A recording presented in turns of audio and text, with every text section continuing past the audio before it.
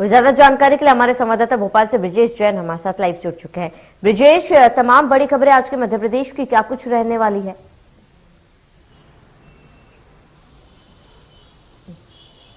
बिल्कुल शामिनी, देखिए booster dose जो है उसकी शुरुआत आज से हो जाएगी। 60 प्लस के जो बुजुर्ग हैं उनको आज से मध्य प्रदेश में बूस्टर डोज लगाया जाना पड़ेगा। और 2 दिन पहले ही पोर्टल ओपन कर दिया गया था जिस पर ऑनलाइन रजिस्ट्रेशन जारी थे।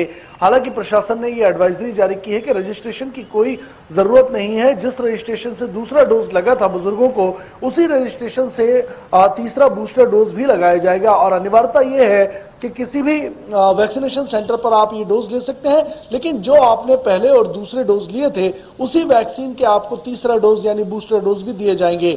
मध्य प्रदेश की अगर श्रावणी हम बात करें तो 62 लाख बुजुर्ग ऐसे हैं जो 60 प्लस की आयु में आते हैं, इस कैटेगरी में आते हैं। कुल 62 लाख लोगों को ये बूस्टर डोज लगाया जाना है। इसके अलावा 2,10,000 हेल्थ वर्कर्स और फ्रंट लाइन वर्कर्स भी हैं, उनको भी बूस्टर डोज लगाया जाना है। लेकिन पोर्टल पर जो कोविड पोर्टल है उस पर अगर ये बतौर फ्रंटलाइन वर्कर या हेल्थ वर्कर के रजिस्टर्ड हैं तो ही उनको बूस्टर डोज लगाया जाएगा। कुल मिलाकर अब मध्य प्रदेश में जो 3 जनवरी से बच्चों को वैक्सीन लगाने की शुरुआत हुई थी 15 से 18 के, अब केंद्र सरकार की योजना के अनुसार 10 तारीख से बुजुर्गों को भी बूस्टर डोज लगाया जाने लगेगा। अगर श्रावणी हम कोरोना की बात करें तो मध्य प्रदेश में 2067 नए मामले रविवार को मिले हैं। यानी अब आंकड़ा बढ़ता जा रहा है और बढ़ते बढ़ते ये आंकड़ा जो है पॉजिटिव केसेस का वो 2064 तक हो गया है। यानी एक बड़ी चिंता की बात है और यही वजह है कि मुख्यमंत्री लगातार कोरोना की समीक्षा बैठक कर रहे हैं। शनिवार को भी उन्होंने समीक्षा बैठक की थी, कल रविवार को भी की थी और आज 3 बजे वीडियो कॉन्फ्रेंस के माध्यम से भी समीक्षा बैठक होगी। इसके अलावा हम बात करें तो पॉलिटिकल एक्टिविटीज में भारतीय जनता युवा मोर्चा जो है, बीजेपी का जो युवा विंग है, वो पीएम मोदी की सुरक्षा में चूक जो पंजाब में हुई थी उसको लेकर अब कांग्रेस सरकार को दोषी ठहराएगी। पंजाब सरकार के खिलाफ जो है आज धरना प्रदर्शन किया जाएगा। एक बड़ी मानव श्रृंखला यहां पर वो बनाती हुई नजर आएगी। अगर तापमान और मौसम की बात करें श्रावणी, तो लगातार मौसम में जो तापमान है उसमें गिरावट दर्ज की गई है। मध्य प्रदेश में सबसे ज्यादा जो तापमान में गिरावट आई है वो उमरिया में आई है। एक ही दिन में 10 डिग्री तक तापमान गिरा है। और अगर लगभग हम बात करें तो दिन और रात का तापमान 8 से 12 डिग्री के बीच दर्ज किया गया है, यानी एक जैसा तापमान रिकॉर्ड किया गया है। मध्य प्रदेश में अभी भी ठंड जारी है और मौसम विभाग ने एक बार फिर ऑरेंज अलर्ट जारी किया है। मध्य प्रदेश के कई इलाकों में एक बार फिर से ओलावृष्टि और ज्यादा बारिश की संभावना जताई गई है। जी बिल्कुल ब्रिजेश, क्योंकि शुरुआत करेंगे अगर बूस्टर डोज की, तो ऐसे में आज तमाम 60 साल से ज्यादा बुजुर्गों को, फ्रंटलाइन वर्कर्स को बूस्टर डोज लगने जा रहा है। और ऐसे में अगर मध्य प्रदेश की बात की जाए तो वहां पर क्या कुछ तस्वीरें हैं? क्या बूस्टर डोज जो है वो लगना लोगों को शुरू हो चुका है?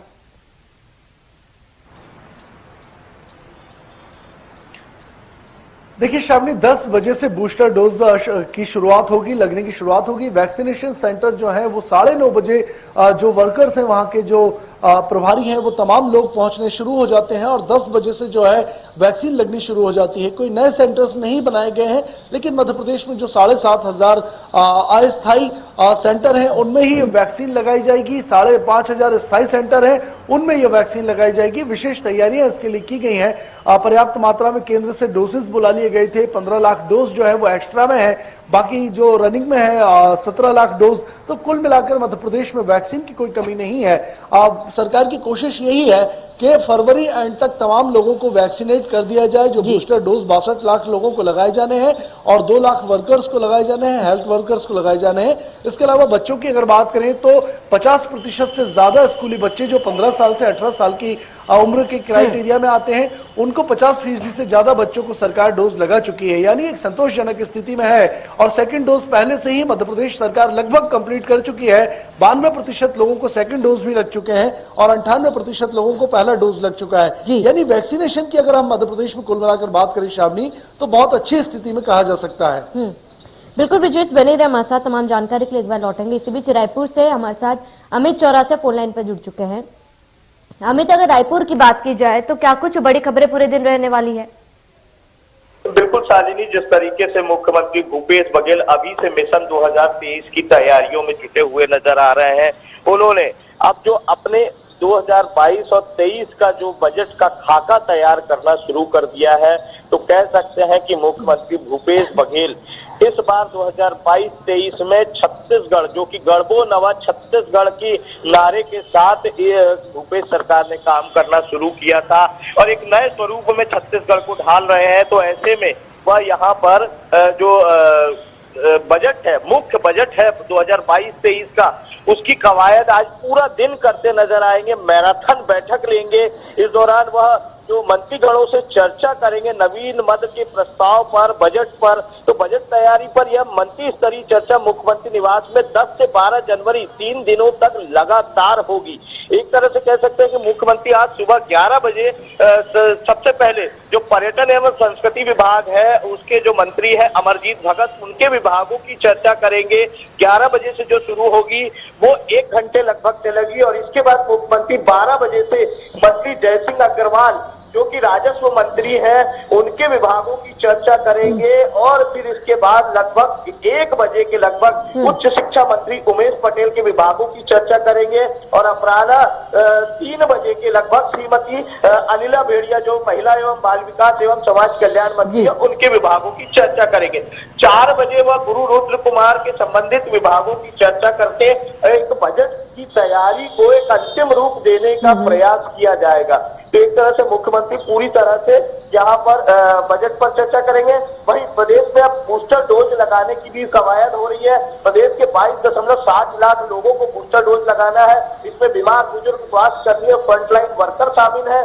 तो स्वास्थ्य विभाग ने इसकी तैयारी पूरी कर ली है और दोनों डोज लगने के बाद जिनकी अवधि 9 माह की हो चुकी है उनको ये बूस्टर डोज लगाए जाएंगे।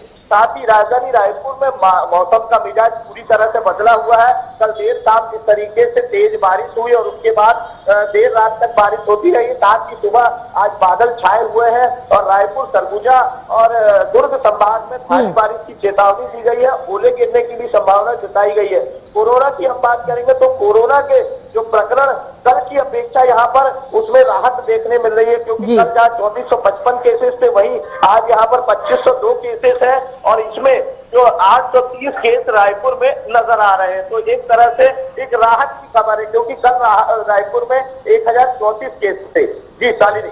बिल्कुल अमित, क्योंकि केसेस तो लगातार बढ़ रहे हैं और इसमें बूस्टर डोज भी दिया जा रहा है। लेकिन अगर बात की जाए बूस्टर डोज की, तो छत्तीसगढ़ में वहां पर क्या कुछ तैयारी बूस्टर डोज को लेकर आ रही है? क्योंकि नॉर्मल केंद्र पर जाकर आप डायरेक्टली बूस्टर डोज लगा सकते हो, ऐसे में क्या लोग वहां पर पहुंच रहे हैं?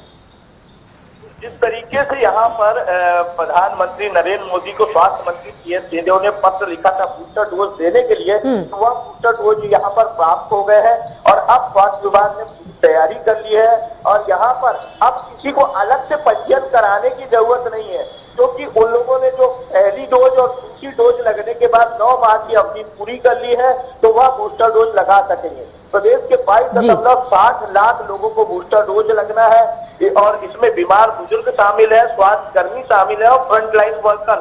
ये 9 माह की अवधि होने के बाद आकर बूस्टर डोज सेंटर पे लगा सकते हैं। इसके लिए सैकड़ों सेंटर पूरे प्रदेश भर में बनाए गए। बिल्कुल अमित, बने रहे हमारे साथ। हमारे सहयोगी ब्रिजेश जैन लगातार हमारे साथ बने हुए हैं।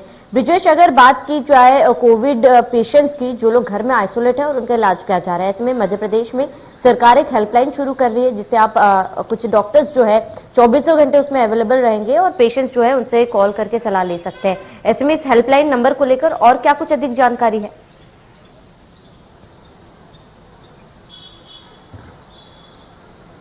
बिल्कुल, देखिए श्रावणी, मध्य प्रदेश में जो है पहली और दूसरी वेव्स के दौरान जब से कोरोना मध्य प्रदेश में आया है 2020 जनवरी से, पहला मामला जब फरवरी में मिला था, उसके बाद से ही मध्य प्रदेश सरकार ने लगातार कोविड कमांड सेंटर जो है वो स्थापित किए हुए हैं।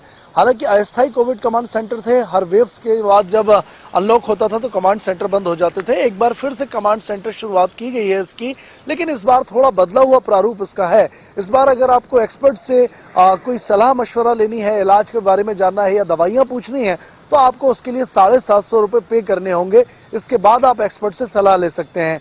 हालांकि कोरोना के बारे में या वैक्सीन के बारे में सामान्य जो जानकारियां हैं वो आप फ्री में मुफ्त में इस कमांड सेंटर से ले सकते हैं। लेकिन कुल मिलाकर अब पेड कमांड सेंटर की शुरुआत की गई है। इसमें 350 एक्सपर्ट मौजूद रहेंगे, जिनसे तमाम अलग अलग रोगों के बारे में सलाह ले सकते हैं। अगर किसी को कोविड हुआ हो और वो प्रिकॉशनरी ये जानना चाहता हो कि उसकी क्या दवाइयां लें या घर पर किस तरह इलाज करें, तो उसके लिए 750 रुपये पेड करने पड़ेंगे। भोपाल में इस कमांड सेंटर की शुरुआत आज से हो जाएगी और जो लोगों को इसका फायदा है वो मिलने लगेगा। पूरे प्रदेश के लिए command centre toll free number के जरिए जारी रहेगा। बिल्कुल ब्रिजेश, बने रहे हमारे साथ। हमारे सहयोगी अमित लगातार हमारे साथ बने हुए हैं। अमित, अगर मौसम की बात की जाए तो छत्तीसगढ़ में भी कई इलाकों में बारिश देखी गई है, ऐसे में वहां पर क्या कुछ तस्वीरें बारिश को लेकर? बिल्कुल शालिनी, जिस तरीके से यहाँ पर मौसम का मिजाज पूरी तरह से बदला हुआ है। छत्तीसगढ़ प्रदेश की बात करें तो चारों तरफ बादलों घने बादल छाए हुए हैं और सुबह से ही यहाँ पर रिमझिम बूंदाबांदी चल रही है। रायपुर राजधानी की बात करें तो यहाँ देर रात तक बारिश होती रही और इसके बाद यहाँ आज सुबह से ही बादल छाए हुए हैं, साथ ही यहाँ पर बूंदाबांदी हल्की हो ही रही है। तो जिस तरीके से मौसम विभाग ने पूर्वानुमान के तहत चेतावनी दी थी वह सही साबित हो रही है और जिस तरीके से सरगुजा संभाग में ओले गिरने की भी जो चेतावनी थी उसमें ओले भी गिरे हैं। तो कहीं ना कहीं मौसम विभाग की अनुमान पूरी तरह से सही साबित हो रहा है। लेकिन इस बेमौसम बरसात ने किसानों की चिंता बढ़ा दी है, क्योंकि जिस तरीके से किसान अपनी धान अभी काट ही रहे हैं, तो ऐसे में बारिश पड़ने से उनका पूरा धान भीग गया है और ऐसे में उनको काफी नुकसान हो रहा है। दूसरी तरफ अगर हम बात करेंगे तो सरकार भी धान खरीदती नजर आ रही है और कई लाख टन धान खरीदा जा चुका है। लेकिन जिस तरीके से खुले आसमान तले धान पड़ा हुआ है, तो एक बार फिर थोड़े दिनों पहले हुई बारिश ने जिस तरीके से धान का काफी नुकसान किया था, तो खुले में पड़े धान पूरी तरह से भीग चुके हैं, बारदाने भीग चुके हैं, तो वह सामान खराब हो रहा है पूरी तरीके से। तो छत्तीसगढ़ सरकार इसकी व्यवस्था करती नजर नहीं आ रही है। जी शालिनी। बिल्कुल अमित।